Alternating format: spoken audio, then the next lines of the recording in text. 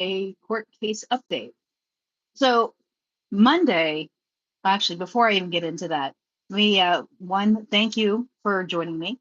If you are new to the channel, my name is Rebecca. This is all about true crime and whatnot. And this is what I talk about. Talk about famous crime, local crime, historical crime, all of that. And then if you have come back and you've been here before, welcome back. If you have not subscribed, please go ahead and do so because it doesn't cost anything and it helps, especially the missing person cases I cover, helps get that information out there for other people to, they might know something and may not realize they know something. So if you've not subscribed, please go ahead and do so now. And without further ado, let's talk about what's been going on with the Diddy case. So Diddy. So last week they started with jury selection. So sorry, I'm in a chair that I don't normally sit in. So last week they started with jury selection, which concluded Monday morning. Yes, Monday morning. And they went into opening statements Monday afternoon. One of the first people that testified was a man who was a security guard at the hotel. Was at the hotel where the infamous Cassie Ventura beatdown video took place. Now, I'm not going to lie. When I saw that video for the first time, when CNN put that out there, it was only a couple minutes. I felt triggered. I did. Being a person who has also survived domestic violence, and mine went on for about 20 years, I felt triggered. Not something, even though it's not happened to you at that moment, to watch somebody else go through it, it's just not something you can even stomach watching it. So, hello. And those of you that are just now joining, no, I'm not getting married again. But those of you who are just now joining me, I am talking about you will get better. It just takes time. Okay. We are talking about the Diddy case so far. So those of you, if you are now joining, if you've not subscribed to the channel, please do so. Otherwise, we are going to keep talking about Puff Daddy.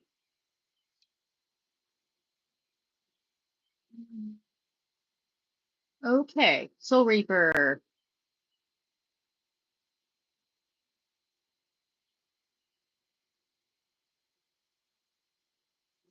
Okay, so it looks like Soul Reaper is back on here to clown on me, and that's fine. So again, we have the security guard from the hotel. He has testified with what he knows. And, it was very telling. He was offered a stack of money that I think they're assuming it was around $100,000. And the guy didn't take it. But when he came back to work on Monday, tape was gone. Yes, I am talking about PDiddy. Now,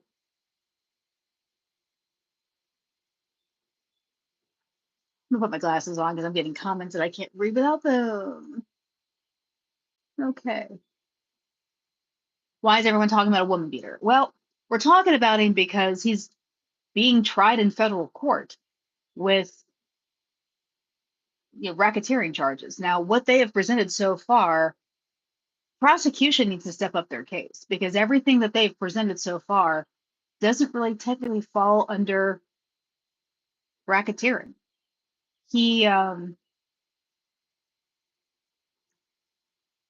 Is he a good person? No. Is he someone who should be in jail? I think so. But they need to charge him with the correct crime.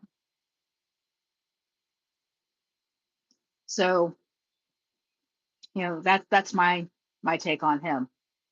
What was telling was when the full video from the hotel beating was released.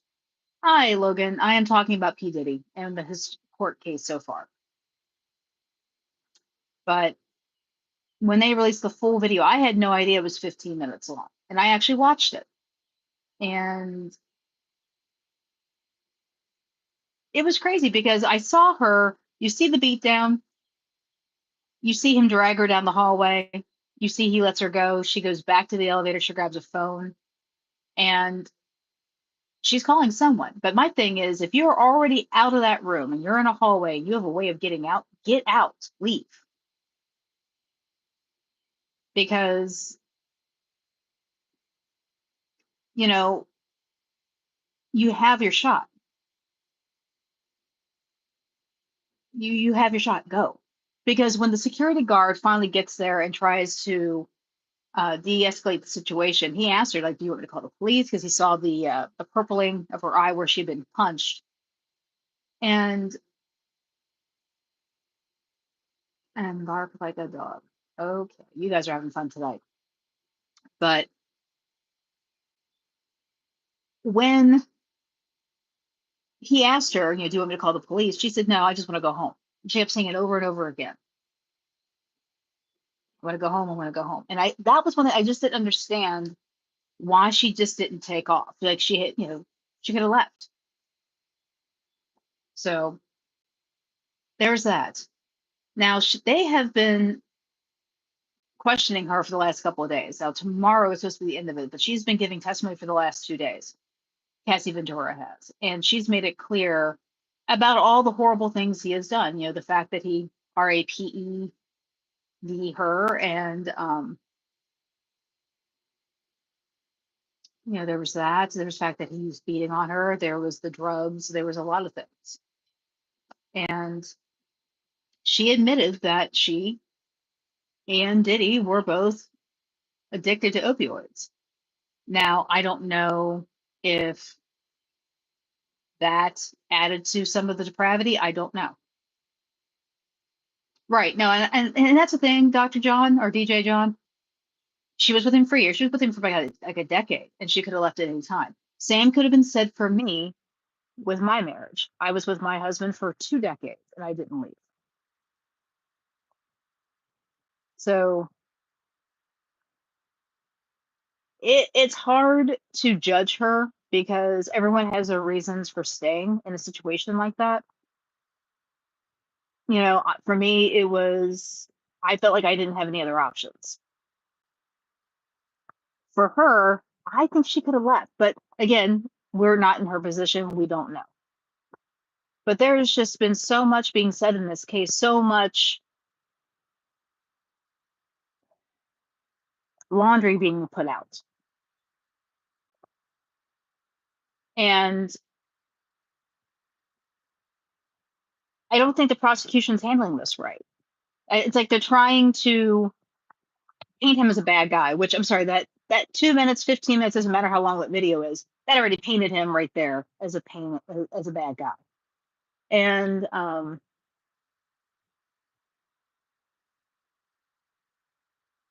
yeah, I mean, Justin Bieber too. I mean, there's so many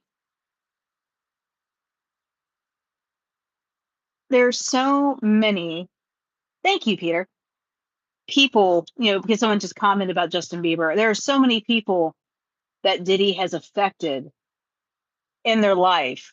And yeah, I probably could ban them, but I'll get to it. But like Bieber, Mace,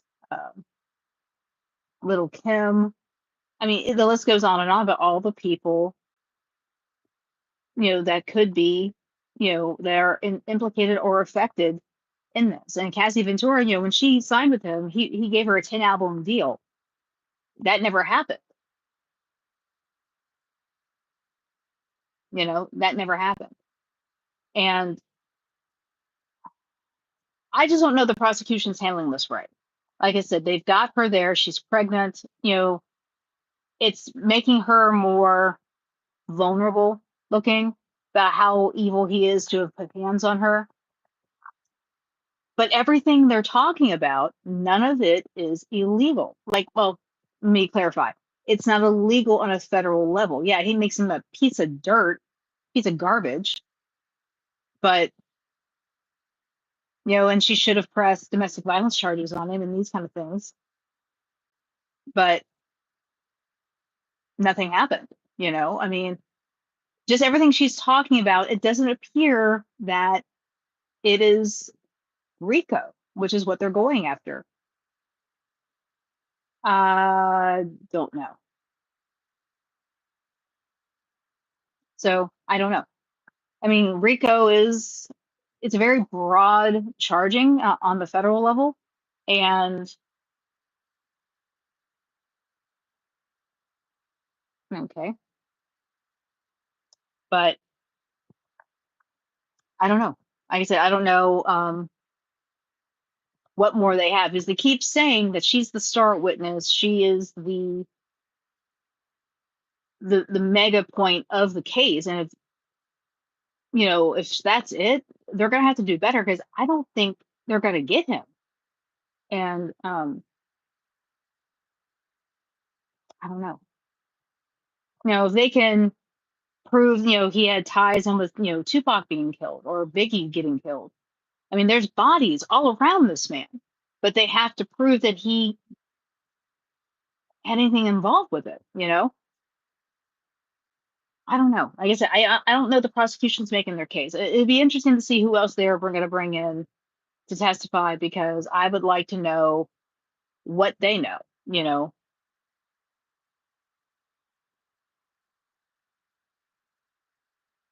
Hmm. I would like to know what they know, because Al B. Sure's been talking. He wrote a book and he's been talking about testifying. So I don't know. Like I said, he's convinced that Diddy's the one who put him in a coma, affected his health and all the other things. But like I said, I don't think Diddy's a good person. I think he is trying to be a gangster like his late father was, because his late father was a person that worked under Frank Lucas. And we all know Frank Lucas was a drug kingpin out of New York. American Gangster, you know, Denzel Washington played him in the movie. So, they said that Diddy, he didn't really know his dad because he was only like 2 when his father was killed, but was obsessed with being like him and knowing more about him. So I think in the aspect, this is how he's playing himself. This is how he's putting himself out there. But like I said, I don't think Cassie's helping their case for Rico. She's talking about things that the statute of limitations are no longer viable for. And yeah, I mean, I'm sure Playboy did, but Playboy's not under indictment right now. Diddy is, and that's why we're talking about Diddy. It's just like R. Kelly. R. Kelly literally had women being locked up in rooms, brainwashing them. They had a better case with R. Kelly than what it seems like they have with P. Diddy. This is, one thing it looks like, because I mean, they're talking about baby oil, they're talking about videos. I mean, my thing is, everybody who took part in those freak offs took part willingly. But where it became illegal was if he refused to let them leave when they were done. That's where you run into, that kind of aspect. But how do you prove that? That's what I want to know. How do you prove that? But like I said, I'm interested to see who else they have coming and testifying, because that is that is going to be a thing. Because like I said, they've had Cassie Ventura on since Tuesday. Uh, 2 days she's been testifying. I think she's tired. She's 8 months pregnant. I think she'd like to be done at this point. So we'll see what happens. Who else they're going to bring up? I know there was one witness that they wanted to bring in that said she was not meant to testify and that she did not promise she would testify. So I don't know what's going to happen with that. So it seems like the prosecution's got some things they got to work out and they got to figure out, because, Diddy's been locked up since they arrested him. I think that was like, what, in February? He's been locked up. He's not looking good. His hair is white. He's not got his Diddy flash with his clothes and all that. This is taking a toll on him, as well as it should. But there are plenty of women out there that have filed these civil lawsuits against him let's see what happens with those, because anything could give more evidence towards the federal case. Because I mean, they raided his homes. They grabbed all kinds of things. They have to have something that's like a smoking gun in this case to file these RICO charges. And I would love to know what it is. You know, now some say that this whole thing is racist. They're going after famous black men. You know, Shannon Sharp tried to pull this crap. You know, with his situation with his ex, the Gabby Zuniga, the OnlyFans chick. My thing is, I think he was getting set up. My opinion, I think Shannon Sharp was getting set up. But there's a woman that he was having an affair with years ago at CBS Sports. That was not a setup. I think that was definitely something where he went too far and was harassing a woman he was sleeping with. That and she was married at the time. But not more has been said about Shannon Sharp. He seems to be keeping his mouth shut finally, you know, because we all did not need to see those text messages. And supposedly there's a sex tape that's supposed to be coming out. So that's going to be interesting. But that is my take on the Diddy trial so far. Prosecution's not looking good. They're just not. You know, they need to get some more. They just need to get some more compelling evidence. I mean, me doing this true crime channel, it's pretty much guaranteed that I'll never be able to sit on a jury. And that's okay. Kind of want to do it once, but you know, it is what it is. But yeah. Now Luigi Mangioni's trial, I think, is going to be setting up soon. That's going to be another one that's going to be interesting to cover.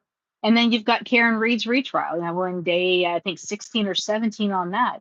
I mean, I don't know what the prosecution has against that woman, but they really want to get her to go down for her boyfriend's murder. So we shall see how that works.